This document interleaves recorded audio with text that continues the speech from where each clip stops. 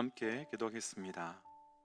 하나님, 우리의 삶에 수많은 고난과 어려움과 아픔이 있지만 그 모든 시간 속에서 하나님을 누려가는 자 되어가기 원합니다.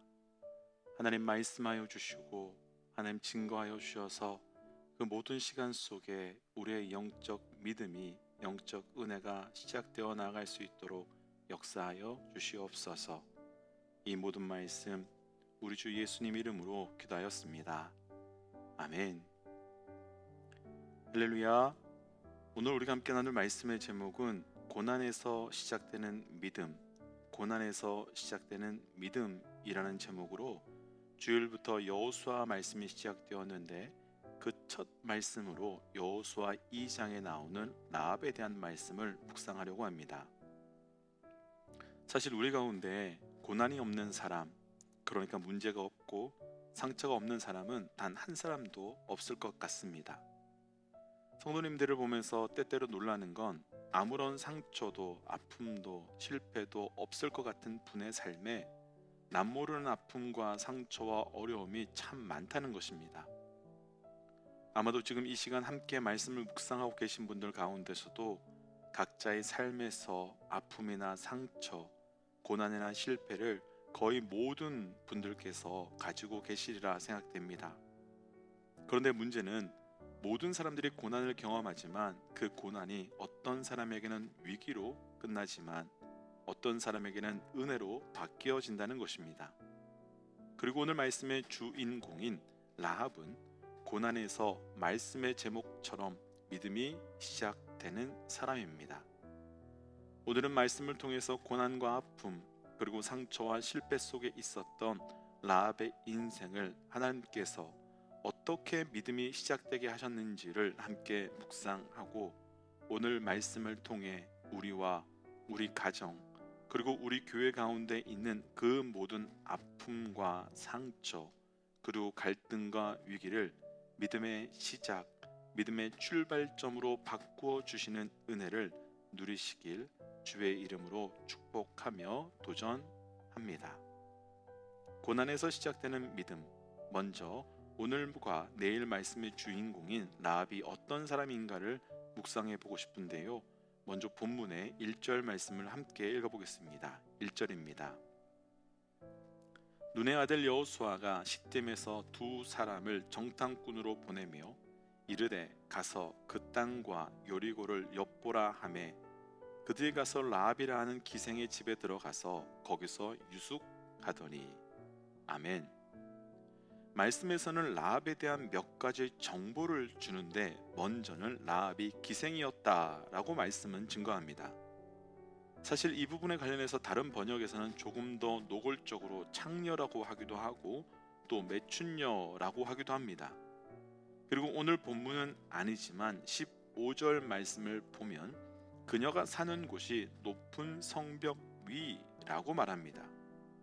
우선 이런 정보들을 통해서 그녀의 삶이 어떠했는지 대략적으로 해석해 볼 수 있을 것 같은데 당시나 지금이나 기생, 창녀, 매춘녀 바로 수치스럽고 부끄러운 직업이자 사람들로부터 죄인 취급받는 사람들입니다. 그렇다면 아마도 이 여인은 가족들에게조차도 부끄럽고 또 숨기고 싶은 딸이자 언니이자 누나이자 동생이었을 것 같습니다. 하지만 이런 일을 누가 하고 싶어서 하는 사람이 있을지요? 어쩔 수 없지, 할 수 없지, 그러면서 할 수밖에 없었을 것입니다. 그리고 또 라합은 높은 성벽에 살고 있었습니다. 지금에서야 높은 곳에 산다고 하면 멋진 곳이다 라고 할 수 있지만 당시는 전쟁의 시대였고 그래서 전쟁이 나면 가장 먼저 죽을 수밖에 없는 곳이 바로 성벽 위였습니다. 그래서 당시는 죄인들을 성벽 위에 집을 짓게 해서 도망가지 못하게 감시하기도 했다고 합니다. 더구나 여리고는 아주 무더운 곳으로 종려나무 성이라는 별명을 가지고 있는 성으로 종려나무가 있었다는 것은 물이 풍부하다는 뜻인데 그러면 사람들은 종려나무가 있는 오아시스 옆에 살려고 했을 것입니다. 그런데 라합은 지금 그런 곳에서 아주 먼 성벽 위에서 살고 있습니다. 그렇다면 이런 것을 정리해 본다면 라합은 부끄러움과 멸시와 천대 속에서 살고 있는 것을 보잘것없는 그런 여인이라는, 온갖 고통과 고난 그리고 아픔과 상처를 가지고 절망 속에 살 수밖에 없는 여인이라는 것을 우리는 충분히 알 수 있을 것 같습니다. 이 부분을 조금 더 묵상해 보고 싶습니다. 사실 사람마다 하나님을 만나는 시기는 다 다릅니다. 어떤 사람은 자연스럽게 하나님을 만나기도 하고, 또 어떤 사람은 시온의 대로처럼 시온의 인생이 잘 될 때 하나님을 만나기도 합니다. 그런데 대부분의 사람들은 위기와 고난, 아픔과 실패, 그리고 거절의 자리에서 그분을 만나는 것 같습니다. 그렇다면 왜 그런 시간 속에서 하나님을 만나게 되는 걸까요? 그런 시간 속에서 우리의 본질적인 한계를 깨닫게 되고, 그리고 그 끝에서 오직 하나님 밖에는 답이 없음을 경험하게 되기 때문일 것입니다. 그렇다면 우리의 삶의 고난은, 아픔은, 위기는, 상처는 어떤 시간이 되는 것인지요? 내 삶에 억울함이 와서 도저히 이해할 수 없고 받아들일 수 없는 사건이 있어서, 또 실패가 오고 큰 병이 오고, 또 사람들 간에 깨어진 관계로 인해 아픔과 고난은 있지만, 그래서 고통스럽고 죽을 만큼 힘들지만 그 시간 속에서 단 한 번도 생각해 보지 못한 하나님을 생각해 보게 된다면, 한 번도 묵상해 보지 못한 하나님의 뜻을 찾으려고 몸부림친다면, 한 번도 불러보지 못한 그분의 이름을 불러본다면 그 시간을 단순히 고통이라고만, 고난이라고만 할 수 있을지요? 생각지도 못한 고난을 만나서 높아진 우리의 마음이 땅에 떨어져서 분하고 억울하지만, 그 속에서 하나님을 한 번만 더 생각해 볼 수 있다면, 또 부흥하고 승승장구하고 있던 우리의 삶이 원치 않던 일들로 그것이 막히고, 그래서 하나님의 뜻을 묻기 위해 우리가 엎드린다면 그 시간이 단순히 고난일지요? 아니면 은혜일지요? 분명 그 시간은, 그리고 그 자리는 은혜일 것입니다. 이렇게 본다면 오늘 말씀의 주인공인 라합의 엉망 같은 삶, 또 요한복음 9장의 눈먼 사람의 눈, 마가복음 7장의 수르보니게 여인의 귀신 들린 딸, 누가복음 19장의 삭개오의 작은 키, 그리고 우리가 지금 경험하고 있는 그 좌절이, 그 아픔이, 그 실패가 분명 고난이고 아픔이고 절망이지만, 예수님은, 하나님은, 성령님은 그 자리에서 일을 하셨고, 이들은 그 자리에서 그 하나님을 통해 그 상황이 고난과 아픔이 아니라 축복과 승리의 자리로 바뀌어져 가는 것입니다.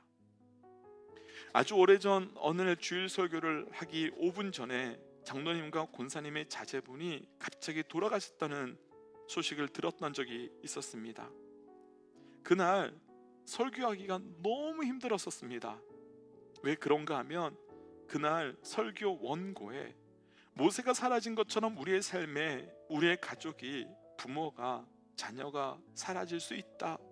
그러나 분명한 것은 우리 인생의 주인은 하나님이며, 그래서 우리는 그분의 일하심을 신뢰하자라고 써놓았는데, 실제로 설교 전에 그런 일이 생기니까 그렇게 설교하기가 너무 어려웠었습니다. 그렇게 설교하면 그분들의 고통을 건드리는 것 같았고, 저 또한 그렇게 고백하기가 너무 어려웠기 때문입니다. 그런데 그 다음 주 그분들을 만나 말씀을 나누는데, 그분들이 하시는 말씀, 그래도 하나님이 주인이시고 아들이 갑자기 죽은 그 시간 가운데 하나님의 뜻이 있더라는 것이었습니다. 슬픔이 예수를 만나는 통로가 되고, 가난이 예수를 만나는 통로가 되고, 아픔이 예수를 만나는 통로가 되고, 억울함이 예수를 만나는 통로가 되고, 갑자기 사라진 그 무엇이 예수를 만나는 통로가 된다면, 이런 것들은 고통이 되고 아픔이 되긴 하겠지만, 궁극적으로 그 자리는 고난과 아픔이 아니라 축복이고 감사이고, 본질적으로 오늘 말씀의 제목 그대로 고난에서 믿음이 시작되는 것입니다. 슬픔이 왜 슬픔으로만 남는 걸까요? 왜 아픔이 아픔으로만 남는 것일까요? 왜 억울함으로만 남는 것일까요? 그 안에서 그분을 만나지 못하고 그곳에서 그분의 메시지를 발견하지 못했기 때문일 것입니다. 때문에 우리가 원하지 않는 그 고난과 역경과 실패와 아픔, 억울함이 우리의 삶에 이미 있다면 단순하게 벗어나게 해달라고, 해결해달라고 기도하는 것뿐만 아니라 그 자리를 통해 하나님을 더 깊이 있게 경험하고 그 사건을 통해 주님의 메시지를 잡고 나를 향한 주의 뜻이 무엇인지 알게 해달라고 기도하는 삶이 필요한 것입니다. 그래서 오늘 말씀에서 나누는 첫 번째 고난은 그분을 만나는 통로라는 것이며, 그래서 우리의 삶에 작든 크든 고난을 통해 우리의 믿음이 온전히 깊어지시기를 주의 이름으로 축복합니다. 그렇다면 우리에게 고난은 어떤 영적 의미가 있는 것일지요? 본문 5절과 6절입니다. 그 사람들이 어두워 성문을 닫을 때쯤 되어 나갔으니 어디로 갔는지 내가 알지 못하나 급히 따라가라, 그리하면 그들을 따라 잡으리라 하였으나 그가 이미 그들을 이끌고 지붕에 올라가서 그 지붕에 버려놓은 3대에 숨겼더라. 아멘. 지금 여리고 상황은요, 전쟁 상황입니다. 여리고 입장에서는 적들이 정탐꾼을 보냈으니 얼마나 긴박한 상황이겠습니까? 그런 상황에서 정탐꾼은 금방 발견이 되었고 그들이 숨어 있는 라합의 집으로 군사들이 몰려옵니다. 이 부분을 그림으로 잘 생각해 보고 싶습니다. 이 장면에서 군사들이 얌전하게 말을 했을까요? 아닐 겁니다. 기생이고 장녀니까 위협적이고 무시하며 이야기했을 것입니다. 그런데 라합은 너무나도 차분하게 마치 이 사람들을 기다린 것처럼 말을 합니다. 사람이 위기 가운데 놓이면, 갑작스러운 상황에 놓이면 이렇게 반응하는 것 쉽지 않습니다. 그런데 라합은 너무 준비하고 있었던 것처럼 말하고 행동합니다. 그럼 어떻게 이렇게 반응할 수 있었을까요? 오늘 말씀에서 나눌 고난을 통한 믿음 두 번째는, 고난과 위기는 하나님의 때를 준비하기 위한 훈련이라는 것입니다. 우리가 이미 말씀에서 보았던 것처럼 라합의 삶은 고난과 아픔 그리고 실패와 상처가 참 많은 삶입니다. 하지만 그녀의 삶에 있었던 그 고난과 실패, 아픔 속에서 그녀는 단단해지고 준비되고 있었던 것입니다. 모세가 광야에 있었던 것은 고통이었지만 이스라엘 백성들의 광야 생활을 위한 준비였고, 다윗이 홀로 양치기 할 때 외로움이 있었지만 골리앗을 무너뜨릴 수 있는 담대함을 위한 준비하는 시기였고, 우리의 삶에 고난과 위기가 있습니다. 그러나 그 시간은 단순한 고난의 시기가 아니라 하나님의 때를 준비하기 위한 시간이고, 훈련의 시간이고, 분별의 시간이며, 과거의 광야와 고난이 현재의 나를 만들고 현재의 광야가 이스라엘 백성을 출애굽시킬 미래의 모세로 우리를 만들어가는 것입니다. 여기서 기억해야 될 것이 있습니다. 분명 하나님의 시간은 온다는 것입니다. 그리고 분명 하나님 앞에 온전히 반응해야 될 그때도 온다는 것입니다. 그런데 그 시간에 우리가 온전하게 반응하는 것은 절대로 쉽지 않습니다. 그래서 지금 우리의 삶에 고난이라는, 아픔이라는, 실패라는, 억울함이라는 그 어떤 시간을 통해 우리는 준비되고 그 시간을 통해 하나님의 때에 온전하게 반응하게 되는 것입니다. 그래서 고난과 아픔의 시간이 단순히 고통스럽고 힘든 시간이 아니라 하나님의 때에 온전히 반응하는 훈련의 시간으로 바뀌어 가시기를 축복합니다. 그래서 주신 말씀 따라 우리가 그 모든 훈련의 시간을 통하여 고난의 시간 가운데 주의 은혜를 누려가시기를 주의 이름으로 축복합니다. 함께 기도하겠습니다. 하나님, 우리의 삶의 고난 가운데 우리의 믿음이 온전히 반응하는 자 되어가기 원합니다. 그래서 고난 가운데 무너지고 깨어지는 것 아니라 주의 뜻을 알게 하여 주시고 주님 앞에 온전히 반응함으로 훈련되어가며 성장되어가며 우리 하나님을 온전히 따라가는 믿음 될 수 있도록 인도하여 주시옵소서. 이 모든 말씀 예수님 이름으로 기도하였습니다. 아멘.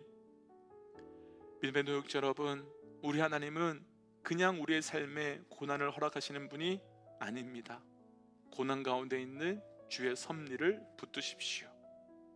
함께 기도와 함께 선포하고 기도의 자리로 또 삶의 자리로 나아가지요. 함께 선포하겠습니다. 하나님은 살아계십니다. 아멘.